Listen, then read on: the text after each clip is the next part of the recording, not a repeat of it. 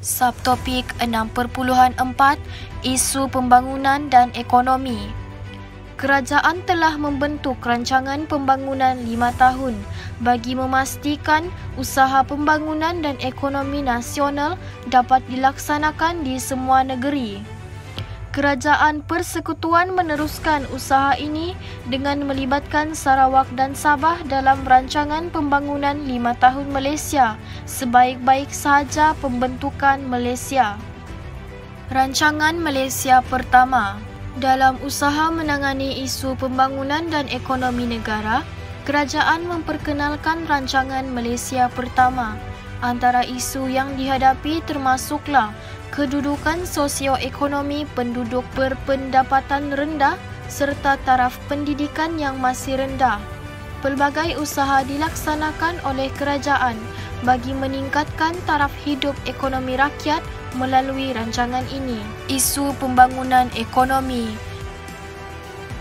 Isu yang pertama ialah terlalu bergantung pada ekspor getah dan biji timah, kejatuhan harga bahan mentah, penduduk yang terlibat dalam bidang pertanian masih ketinggalan, terutama dalam penggunaan teknologi dan peralatan.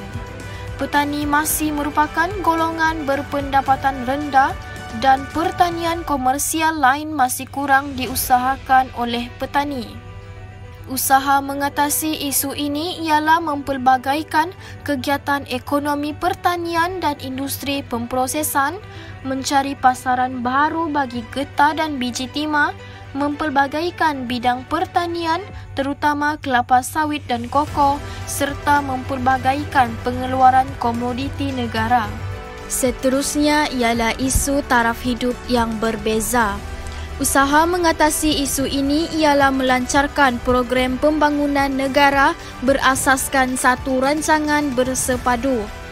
Kemudian menggerakkan aktiviti perkilangan dan pembuatan negara dengan membuka kawasan baru, mempercepat integrasi dalam kalangan penduduk dan negeri di Malaysia serta mendapatkan bantuan Bank Dunia.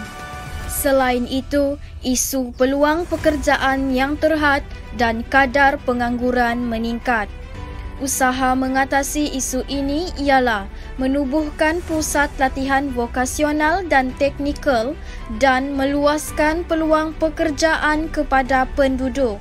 Akhir sekali ialah isu masalah kesihatan dan sosial, keperluan asas dan hak wanita dari segi kehamilan yang terhad untuk memperoleh kesihatan terbaik. Kemudian kurangnya kemudahan perkhidmatan kesihatan profesional kepada ibu-ibu yang mengandung dan kadar kelahiran tidak normal serta kematian yang tinggi. Usaha mengatasi isu ini ialah mengurangkan kadar kelahiran, memperkenalkan program perancang keluarga dan menambah baik perkhidmatan kesihatan di kawasan luar bandar.